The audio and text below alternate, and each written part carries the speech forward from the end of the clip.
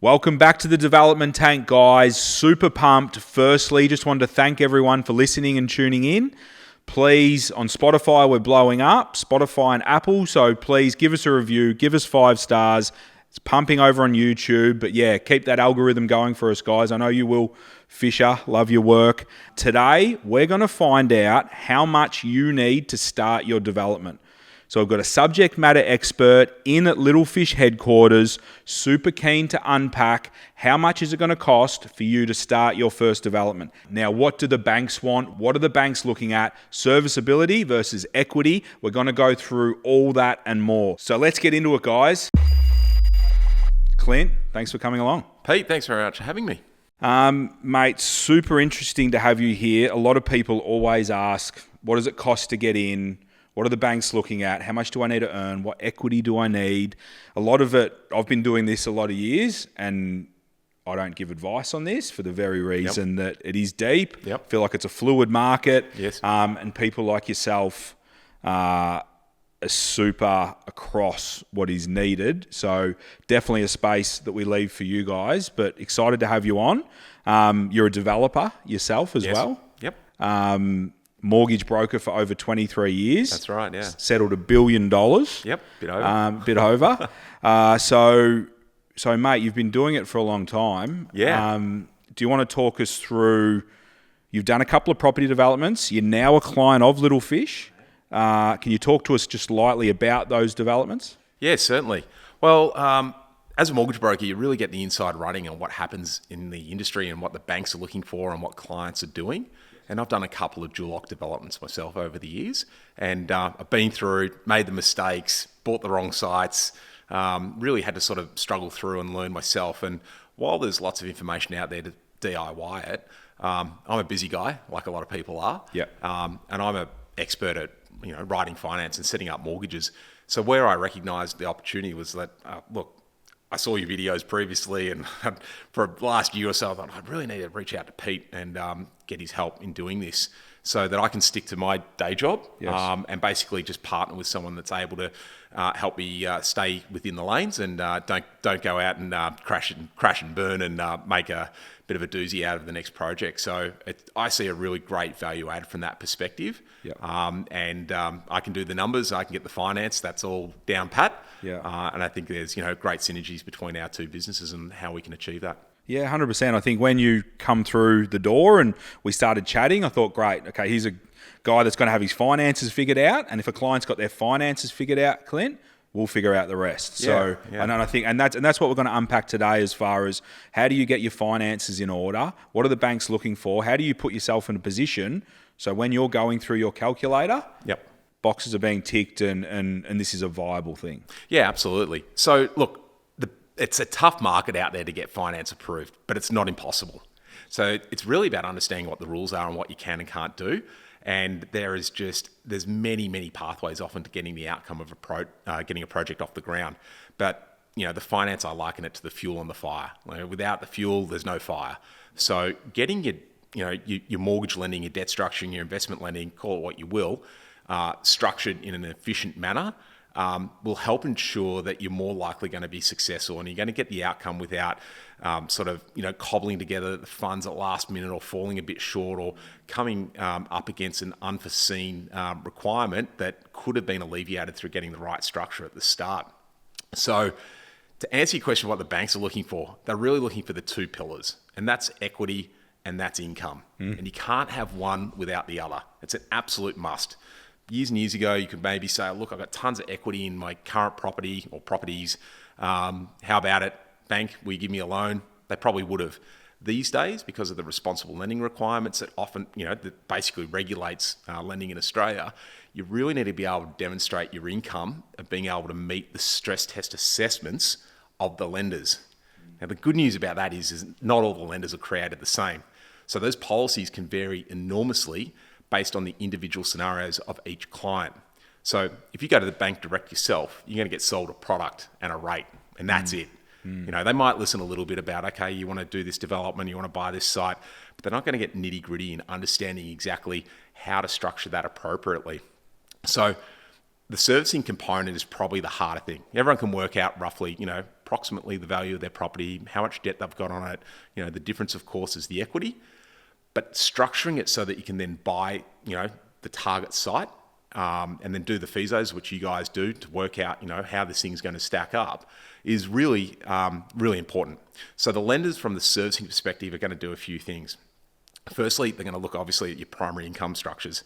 So be it your self-employed or your PAYG, or if you're bonus income, or we do a lot of expat borrowing as well, which complicates things a little further, not impossible. Yeah. But these income structures are all treated differently by lenders. The banks will stress test and shade different types of income. For example, like bonus income. A lot of people that do these types of developments usually get paid, not usually, but quite often, can get paid pretty decent bonuses. Could be, 30, 40, 50% of their base wage comes in as a bonus. Now, some banks just don't accept it at all. Others will shade at 50%. Others will accept it much higher. Then there's timing when that comes into play as well. So getting these servicing analysis in place really gives an understanding of what the capacity is for the client. And when you get someone experienced to actually ask the right questions and to unpack the scenario and then put it through a servicing calculator that's tailored to the objectives of the client, not the bank, really makes a massive difference in actually being able to get one of these things off the ground, so that they can then go and start looking at the properties and get the advocacy side kicked off with you guys, site acquisition, evaluation, FISOs, and so forth. Yeah. But without that finance, it's really hard. Yeah, 100%. And I think a point that we chatted about earlier, this isn't just going and buying a property. This is buying a property, town planning permit, working drawings, builder, get it built. So you've got the land acquisition, you've got soft costs, and you've got a build in there as well. So what we spoke about earlier was you need to be prepared for the whole gambit of it, and even chatting about how you structure the land from an LVR perspective that sets you up to then be a walk-up start for the build. So I think all that stuff is just gold. Yeah, definitely. I liken, a client that wants to do this really needs to put themselves in the middle and then surround themselves with their trusted professionals. Yep. They need their project manager, obviously. They need their finance mortgage broker, their accountant, their solicitor. Yep. So these professionals are obviously subject experts. And, particularly when you're getting your finance set up, it's really, really important understanding the entity that you're going to buy the property in. Yes. That will have a bearing on which banks have got appetites to do that type of lending. But it will have massive implications to, tax and GST and CGT issues. So in conjunction, at the same time that you're working out the servicing, we would be thinking around the lines of, okay, asking the client, how do you think you need this structured? Working with their accountant so that, it's not overly complicated. It's just we need to work out a pathway of how to get this approval structured. So from the, the equity release that you said before to finance the, the block of land, and hopefully maybe it's got a house on it and get a bit of residual income while you're just working out all your town planning and whatnot. Yep. But to buy that block of land or that with a house on it, there's just a rough rule of thumb that you really sort of gear it at about 55 to 60% of its value. Now, the reason why you want to do that is you want to have enough equity in that site acquisition so that you can get a lend for the balance of the construction and finance that, typically 100% plus costs. So we would model this out on the assumption of what we estimate the values to be and what, the feasibility analysis would be from you guys in terms of roughly what it's going to cost to get this thing built, so that you don't just rush out there as a client, all excited, buy the site, it's fantastic, it's got the right amount of frontage and setback and easements and trees and overlooking and all those things. And that it's basically, it's the feasibility is understood at the start to include what that construction finance is going to look like, later on down the track, and that you don't get unstuck by, rushing into it and, buying the wrong side or not having the pockets of being able to finance it effectively later on down the track. Yeah, 100%. I think, surrounding yourself with the right team is definitely something we sort of talk about a lot. And like you said, that accounting and structure setup, the broker, the PM, all the professionals in there to make sure it is a success. Clint, I'm pumped. You've brought along a bit of a calculator, or it's an online platform that you use as a broker to assess people, assess families, or potential developers. Love to get in that and look at a lookalike player at home. Yeah. And unpack how they can potentially, how their numbers stack up and maybe what they need to work towards to be able to come see yourself and go, this does stack up, I can get something off the ground. Yeah, definitely. So I'll cast your eyes over to this one that I prepared earlier. Yeah, love it. And the idea of this is this is called a servicing analysis. And like I said at the start, the most important aspect at the moment is really being able to get within the requirements of the lender to say yes.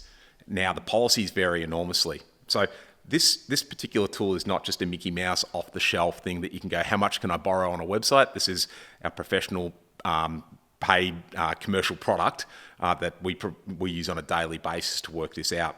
So what I've tried to do is take a fairly typical type of scenario for a dual-lock developer that you or I would see on a regular basis. So usually it's a married couple with a couple of kids, got the ages in there, with a household income. So I'll just scroll down here. We've got the household incomes. Now, while those figures may look, a little bit on the higher side, it does require, a reasonable amount of, serviceable income.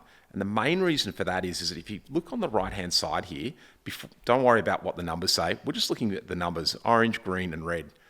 Pretty self-explanatory. Yeah. We want to look at the lenders whereby we've got green. And what makes it difficult at the moment is that, those 13 successive interest rates with that likelihood of hopefully some relief coming over the horizon, and it seems to be pretty well factored in, I think, at the start of next year, is that the banks are required to put a 3% buffer on the actual current interest rate. Yeah. Now, that makes it really hard of being able to get these things, off the ground. When they're stress testing, you can see here, this assessment rate. 9s and 8s, 9s. Yep, 9s, 9.5s. Yeah. So that really makes it very difficult to jump that hurdle of that affordability piece. And so quickly, Clint, that's a fixed 3%. So that's not, how they've got the old fixed rates, termed rates that, you can see interest rate cuts coming based on where their rates are at. This is 3% on whatever it is, blanket. So even if we think the next one's going to be a cut or the next 5 over the next X amount of years might be a cut, it's 3% on top. Yeah, that's correct. So it's basically mandated by APRA, which is basically the banking regulator in Australia. And it's just to ensure that there's prudent lending. Yeah. So the that buffer of the 3% is applied in a residential investment space where we call it what's called regulated lending. Yes. And without going into the ins and outs of what that means, it just means if you can stay within, regulated residential investment lending, that just means that you're not going to have problems in, having to use more expensive forms of finance like development or takeout finance or private funding or that type of structure. Yep. So yeah, definitely, the 3% can make it a little bit challenging, but we can simulate what that looks like as market conditions change. Yep. But the main factor is that there can be some very significant difference between one lender and another. So getting someone that knows how to unpack this to the scenario of the client really does, will make a huge difference in not wasting time and getting an understanding of truly what's achievable, quite quickly. Yeah, correct, Clint. I think, we speak to people downstairs every day and they say, I walked into my ANZ local bank or my Commonwealth Bank and I got laughed out of the room, what's going on. And I think, and you can see obviously there, look at the panel of lenders that a broker such as yourself is dealing with.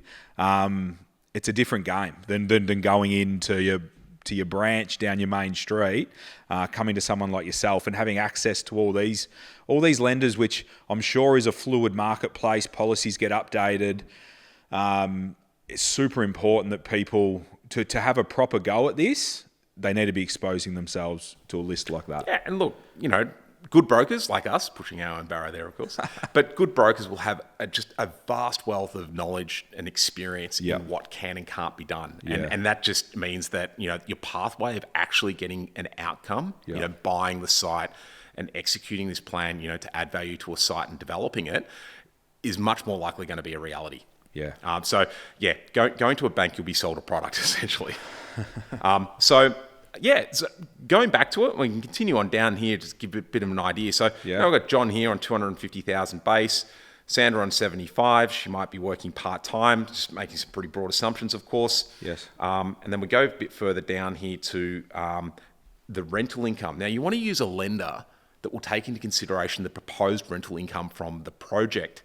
So even though this project might be, 15, 18, 24 months down the line of actually coming to fruition, if you can use regulated credit and we can get a building contract to confirm, well, we'll need it anyway, a building contract to quantify what's being built, we can then also get an appraisal of what that rental income is going to be. So it means that we can factor that in to boost the borrowing capacity of the client and put it into the scenario. So I think just quickly, Clint, so if the people playing along at home, if they're going to sell at the end, is that change of circumstance or is that an issue?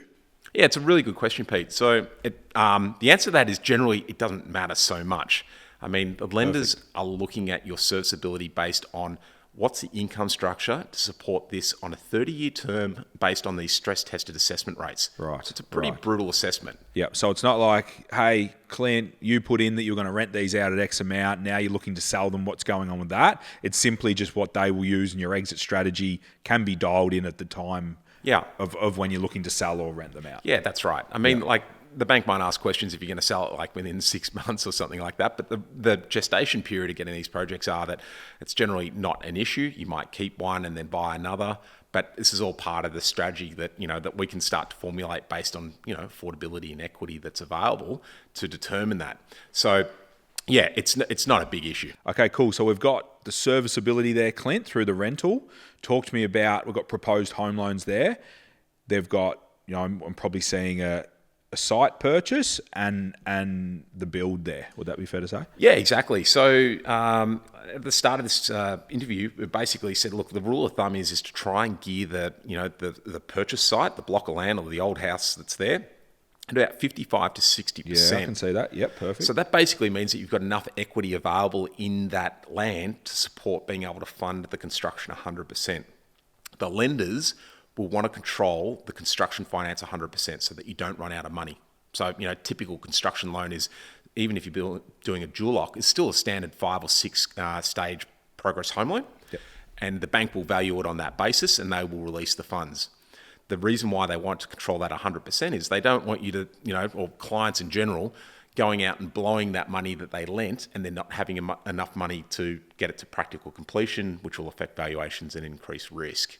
Well, and it's the bank's asset, isn't it? Well, and it's not worth much if it's 3/4 of the way through. Well, yeah, exactly. So, it's still the client's asset, but the bank's got an interest in it, and they want to make sure that it gets finished. So these are just guardrails that banks put in place. So 55 to 60% is the yardstick. Yes. And that can come in the forms of, cash injection from, other investments that you've then deployed into this, or there are ways that we can unlock the equity from, other properties that you've got. So you can still get a very, effective form of leverage, but it's always based on the individual scenario for each client. So, we can assess that and give options and a bit of a roadmap on, you could do it 1, 2 or 3 different ways. So that block of land is worth, sorry, my eyes, 1.5 million, let's say, and we gear that at 0.55, so 55%. So that means a lend of 825,000. Yes. So 825 would be your basic land loan. And then, we discussed before roughly what that would cost to build, 2 townhouses on it on a reasonable spec. So you said around about, I guess, about 1.5. 1.5. And I think, for everyone playing along at home, we've included soft costs, permits, working docs, all that sort of stuff inside that. So let's work on a circa 1.4 build and circa 100K there of soft costs. But as you're saying, Clint, essentially you've put down your portion at the front inside the land, and then the client will be able to then lend themselves out of this project. Yeah, that's correct. Which sounds perfect. Yeah, exactly. So, your feasibility analysis that you guys do on each site breaks this down really well. Yeah. So, you can see, all those soft costs broken down and the assumptions based on size and whatnot. And then we use those, we'll usually work out the numbers on the servicing on the maximum end. Yep. Which doesn't mean that that's, what a client needs to go out and take. It just says, look, this is a bit of a bright line, and this is probably about the maximum where we want to play. So we try and, have a bit of a buffer from there. So these are the 2 loans that we would sort of need to get this kicked off, which is around about 2.325 in lending to get this dual lock done. We do need to take into consideration the existing lending that you've got. So, if you've got a very large owner-occupied non-deductible home loan, that will make it more challenging of being able to get this, kicked off. But again, it depends a lot. So it's very hard to just capture this in one example on the scenarios of, actual client scenarios. So there are different options based, for self-employed or PAYG and, the types of income people earn. But in this one here, we've put $500,000 as an existing loan, just with ANZ, I'd say, but we need to include that. What's worthwhile saying as well is that the banks have got insight into this thing called positive credit reporting. It's just a fancy word for basically saying it's, that's open slather. The banks can see all your credit history. They can see what your conduct is like on your credit cards, your home loans, personal loans. And it all contributes towards what your credit score is. So having a good credit score will really, help boost your likelihood of getting an approval here as well. So make sure your payments are up to date. 100%. Hear that, guys? Make sure your payments are up to date and don't default on those payments, Fish. Definitely you want them up to date. Like if you're a day or two late, it's not going to make a massive difference. But like anything over 30 days, and then we're really starting to push things uphill because of that positive credit reporting regime that the Australian banks and lenders use. So. And I've assumed here, say, a credit card and $5,000, $10,000 credit card limit. Credit card limits have an effect on your borrowing capacity, as do obviously car loans and personal loans. So if you're at the end of, say, getting a car loan, you can see here that, the maximum capacity for this scenario sort of sits around about, the median, and that's sort of around 2.5. I just had a car loan in this line here, but I've had it blanked out. So if I bring it back, let's say it's a $50,000 loan, and it's got $530 repayment on it over a 5-year term. You can see how much that skinnies up the borrowing capacity. I think you lost a few lenders there, Clint. Yeah, exactly. So I'll just click it back, and it'll just, so let's say we extinguish it. Yeah. A little tip and trick is it like if you're close to the end of the term of your, vehicle finance on, it could be 2 cars in the family, and they've got the balloons that are coming up on the repayment. Yeah. One strategy we use is sometimes like using a bit of equity to being able to close out those loans to extinguish, fairly significant monthly repayments. The balloons might only be 15, 20 grand or, something like that maybe. But you'll get back on each vehicle $1,500 a month in extra serviceable income, which can really bolster your capacity. So these are the things that we sort of can just look at from an overarching assessment to be able to determine, how we can maximise the capacity and get a more efficient structure. I think that's great advice, Clint. I've done it with myself on my own stuff. The more you can extinguish and have less little loans and that sort of stuff out there, it really helps this calculator work for you. Yeah, exactly. Living expense is a big one. So I've just put in a very basic living expense. Banks now require pretty much a line-by-line estimate of what the living expense is for a client when we're using regulated credit for development finance like this. Now, it doesn't have to be daunting. They're just looking for a high level, but it needs to be realistic. So banks will benchmark it according to household incomes and postcodes and the type of lending that's being applied for. And there's a bit of a guide. You can see this column here, HEM. It's called Household Expenditure Measure. And it's basically just the mandated minimum of the living expense. Now, what can blow that out is this is a couple with 2 kids, for a circa 300K household income. So it's sort of saying around about, the six grandish monthly minimum living expense. Now, the elephant in the room sometimes with these scenarios is school fees. School fees can be an absolute killer, and don't get me started, but it's horrendous because you might have 2 kids that are in year 10 and in year 12, so you've really only got this expense for the next 2 years. So there are lenders that we can use that will have policies that say, look, if you've got sufficient funding to be able to pay for those fees, we just won't count those as a monthly expense. So this is where, policy again can make a massive difference to that client that went down and got laughed out of the bank branch because that bank doesn't have the policy. They're not then going to say, hey, if you go to this bank and you do this, the outcome will be fundamentally different. So the opportunity cost of advice is enormous. The devil's in that detail, and just having an expert on your side that, hey, that's our bank because you've got Johnny and Sally in it. Yeah. Whichever school, that's great. That's great advice, isn't it? Exactly. Hey Clint, I've got 4 kids at home. What happens if you put 4 kids in that calculator? Does that hurt me? Yeah, it will. If we we add in dependents here and change that 2 to 4. Yeah. Just watch on the right hand side. Still got any lenders? Here we go. I'm still playing. And the main reason you're still playing, it changed a little bit, but you'll sort of notice here that this household expenditure measure column then bumped up. Well, you know what? The lights are already on. The oven's already on, no matter how many kids you got. So there you go. Exactly. Doesn't hurt us too much. So it doesn't hurt us too much. Yeah. What else would you like to change to give you a bit of a what if scenario? Well, how about the wage? Can we tweak that a little bit? Can John, what if John earns 200? Well, what if John earns 200 but also has like a bonus? Because that's, in these types of wages, it's pretty common. Yeah. So on 200, you can see here, 275. Yeah.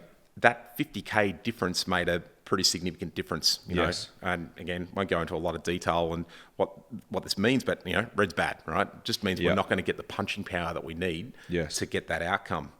If we added into that a bonus income, and we said, and we'll just do a simple assessment, and we said that the bonus income was, let's say 25% of that 200, so 50K. Yep. That 50K isn't just 50K added on. Most lenders will shade that 20% and only use 80% of bonus income because it's variable and sometimes it's not completely controllable. Different lenders will have different criteria in assessing that as well. So you can see here that this brings us back into the green. There you go. So there might be even other forms of income. So there might be dividend income from an investment portfolio. There might be secondary income from, a part-time job or a consulting business or another business that they might have an interest in. So it's definitely, this is not a one size fits all. I really stress that. And the real value is, we can work this out usually, our discovery call is usually 15 minutes and a client can get a pretty in-depth understanding of what's my capacity to do a dual lock or, buy this next investment property without having to go through the whole ringer of an entire application process. Yeah, great. I think great advice there. And like we always stress, guys, this is, not personalised advice or information, but it is to get you heading in the right direction. So a lot of value in this, but definitely reaching out to someone like Clint is definitely going to be able to personalise something for you and figure out where you sit or where you need to work towards to get to a place where this picture does look good. And you know what, Clint? A couple of interest rate cuts wouldn't hurt things either, would they? Well, that's a hot tip. And, we're asked this all the time. We're expecting, I think that the metrics are starting to point that that's going to be fairly probable. And we see some really good buying opportunities where, the old saying is, be greedy when people are fearful and fearful when people are greedy. And I think we're right in that zone at the moment that I think there's some really great opportunity given obviously all the other housing shortages and demand for this type of product. Yeah, great, Clint. And not getting into it too much, but you are a client of Little Fish and you are looking to take advantage of that opportunity. When we spoke early on, something that did stick with me, someone that's been following the financial markets and real estate markets for over a few decades, you definitely think, not crystal balling, but you think that potentially this is an opportunity that we are seeing that buying something now, developing it out in 2 years will definitely look like a different scenario trying to sell it. Well, yeah, I'm very strong believer, and hence my money is where my mouth is. I do this personally. I have done it before, and I continue to do it. And I really think that, particularly down here in Victoria, we've really sort of, copped it in the arm a bit, and I think it's finding its floor.